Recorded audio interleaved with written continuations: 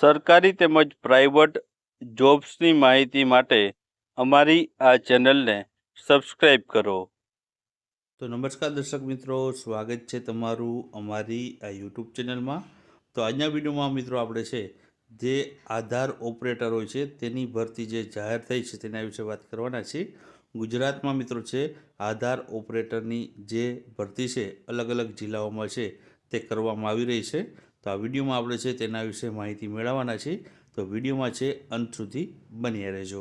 તો ચાલો આપણે વિડીયોની શરૂઆત કરીએ.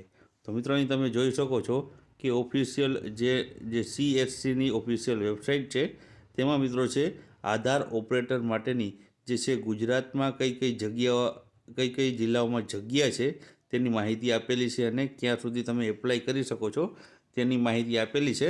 અહીં તમે જોઈ શકો છો ગુજરાત રાજ્યમાં છે તે ભાવનગર જિલ્લામાં, દેવભૂમિ દ્વારકા જિલ્લામાં, ગાંધીનગર જિલ્લામાં, ગીર સોમનાથ જિલ્લામાં 2 છે. ત્યારબાદ આગળ વાત કરીએ આપણે તો જામનગર જિલ્લામાં છે તે એક જગ્યા છે, કચ્છ જિલ્લામાં એક છે, મહીસાગર જિલ્લામાં એક છે, ડાંગ જિલ્લામાં એક છે, વલસાડ જિલ્લામાં એક છે. આ રીતના આટલા જિલ્લાઓમાં છે તમને જે છે ભરતી જોવા મળે છે ગુજરાતમાં. ભાવનગર, દેવભૂમિ દ્વારકા, ગાંધીનગર, ગીર સોમનાથ, જામનગર, કચ્છ, મહીસાગર, ડાંગ અને વલસાડ જિલ્લામાં. હવે આમાં લાસ્ટ છે એપ્લિકેશન કરવાની એટલે કે છેલ્લી તારીખ છે ફોર્મ ભરવાની તે છે મિત્રો તે 1/8 રહેલી છે. તમે જોઈ શકો છો 1/8 છે તે ભરવા માટેની ફોર્મ ભરવાની છેલ્લી તારીખ છે. સુપિરિયર અથવા તો ઓપરેટર માટેની આ જિલ્લા જે છે આધારિત ભરતી રહેલી છે. હવે મિત્રો આમાં વાત કરીએ તો આમાં શૈક્ષણિક લાયકાત શું માગવામાં આવેલી છે. તો આમાં શૈક્ષણિક લાયકાત છે મિત્રો તે છે ધોરણ 12 પાસ છે માગવામાં આવેલું છે. તમે ધોરણ 12 પાસ કરેલું હોય તો તમે છે આમાં એપ્લાય કરી શકો છો. અને છે આમાં 18 યરથી વધારાની ઉંમર ધરાવતા ઉમેદવારો છે એપ્લાય કરી શકે છે.